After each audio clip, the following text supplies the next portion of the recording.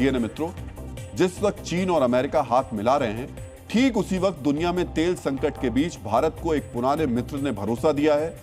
ये मित्र देश रूस है। वैसे तो रूस और भारत की मित्रता दशकों पुरानी है, लेकिन दिल्ली में चल रहे ब्रिक्स सम्मेलन के दौरान रूस ने इस मित्रता को वादे के एक और धागे से बांध दिया है। ब्रिक्स मीटिंग में रूस के विदेश मंत्री सर्गेई लावरोव ने कहा, मैं ये गारंटी देता हूं कि भारत की ऊर्जा जरूरतों को पूरा करने के लिए रूस की तेल की सप्लाई बाधित नहीं होगी।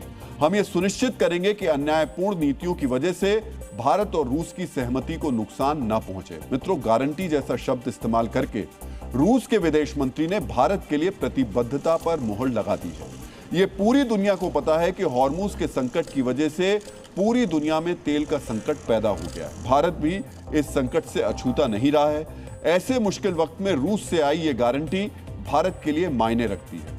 रूस ने सिर्फ तेल सप्लाई की गारंटी नहीं दी है, बल्कि रूस के विदेश मंत्री लावरोव ने भारत और रूस की मित्रता को बहुत ही सुंदर शब्दों के साथ परिभाषित भी किया। हिंदी रूसी बाय बाय। हिंदी रूसी भाई भाई ये कोई जुमला नहीं है, ये दोनों देशों की सांस्कृतिक साझेदारी का प्रमाण है। सालों से भारतीय सिनेमा को रूस में पसंद किया जाता रहा है। ये रिश्ता राज कपूर से शुरू हुआ था और आज तक जारी है। हिंदी रूसी भाई भाई, ऐसे शब्द जब कूटनीति के मंच से बोले जाते हैं तो इनका एक ही मतलब होता है, आमने सामने बैठे दो राष्ट्रों के बीच संबंध फौलाद जैसे मजबूत हो चुके हैं। अगर वर्तमान संकट यानी हॉर्मुज की घेराबंदी की बात करें तो रूस ने लगातार भारत का साथ दिया है। मार्च के महीने में रूस ने भारत को हर रोज तकरीबन 36 करोड़ लीटर तेल का निर्यात किया। अप्रैल के महीने में यह आंकड़ा घटकर 25 करोड़ लीटर तेल पर आ गया था, लेकिन इस गिरावट की वजह कोई अंतर्राष्ट्रीय दबाव नहीं था। दरअसल रूस में दो बड़े तेल संयंत्रों में खराबी के चलते उत्पादन कम हुआ था।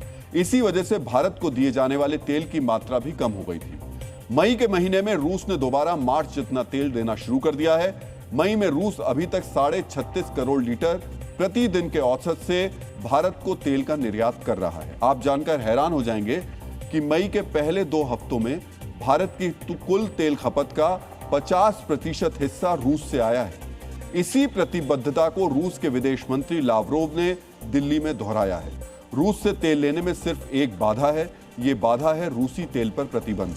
फिलहाल अमेरिका ने 16 मई तक रूसी तेल के निर्यात से प्रतिबंध हटा दिया है।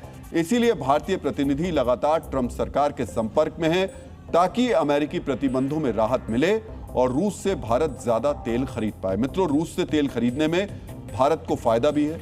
सबसे बड़ी बात यह है कि रूस का तेल हॉर्मुज के रास्ते नहीं आता, यानी तेल की सप्लाई निरंतर बनी रहेगी।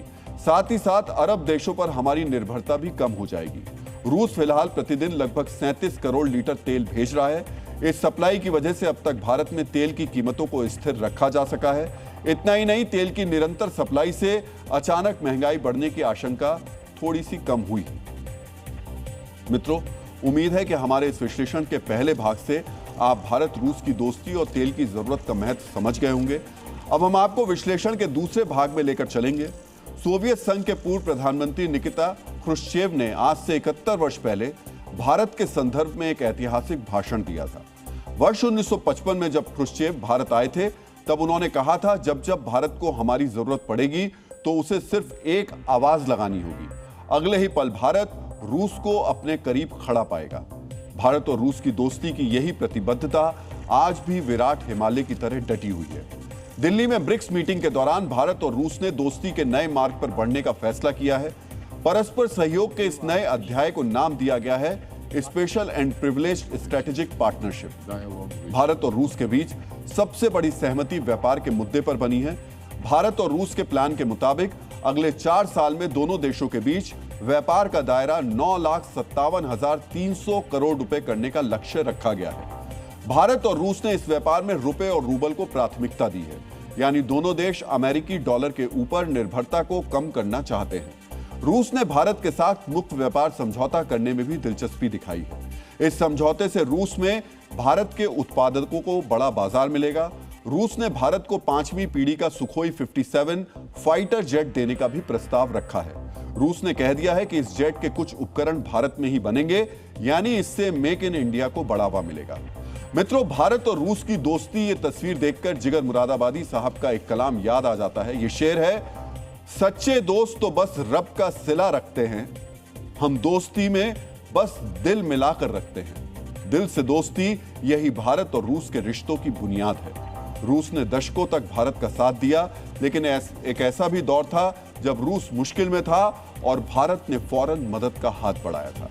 वर्ष 1991 में सोवियत संघ का विघटन हुआ और आज का रूस बना। विघटन के बाद रूस में आर्थिक और खाद्यान्न का संकट पैदा हो गया। इस संकट काल में भारत ने रूस को 153 करोड़ रुपए की मदद की थी। जरा सोचिए, आज से 35 साल पहले 150 करोड़ की वैल्यू कितनी ज्यादा थी। भारत से गई मदद रूस के लिए वाकई बड़ी राहत थी। पैसे के साथ साथ भारत ने रूस को खाद्यान्न भी भेजा था। भूख और आर्थिक तंगी से जूझते रूस को मिली भारतीय मदद आज भी रूस के दिल में बसती है। दोस्ती के ऐसे ही अध्यायों की वजह से आज रूसी विदेश मंत्री की जुबान से हिंदी रूसी भाई भाई जैसे शब्द निकले हैं। दिल के धागों से बंधी इस दोस्ती की वजह से ही आज रूस कह रहा है, भारत की ऊर्जा जरूरतों को सुरक्षित रखने की हम गारंटी देते हैं।